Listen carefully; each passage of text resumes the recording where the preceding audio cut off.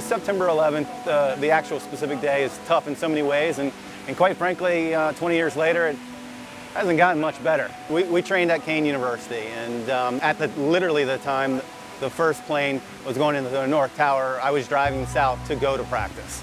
And so I could actually see the smoke billowing out of the North Tower, and ran straight into Kean University, turned on TVs, and then the actual collapse of the towers, and you could see how everybody was just almost overwhelmed with fear.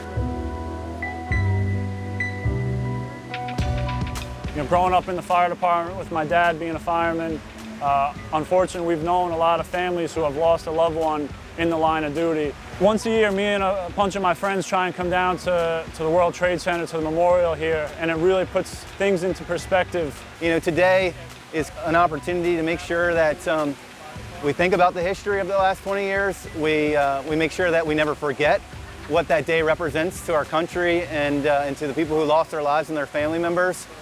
The wounds, I don't think they'll ever heal, let's be honest. I know that it's been tough for me coming down here today. It's been tough whenever I come down here. To have a peaceful place like we see today, that names are on the memorial so that you can kind of reflect on their lives, I think is really important.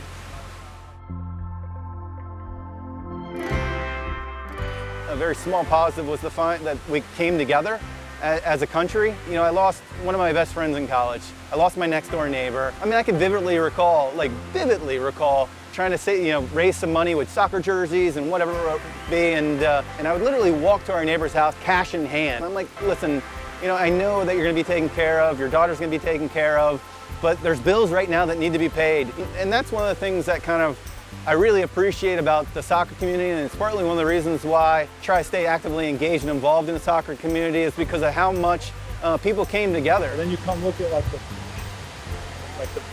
foundation of the building.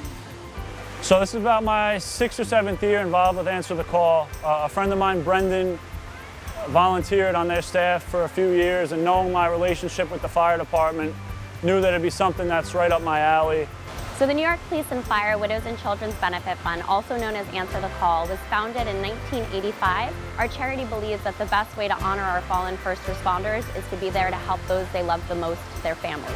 I'm so proud of the work that Answer the Call does, and to be a very small part of the foundation is something that means a lot to me. And they step up every time someone passes away and provides them financial support to take a little bit of a burden off them during a tough time. He's up in the Bronx, so they kept all the Bronx companies back.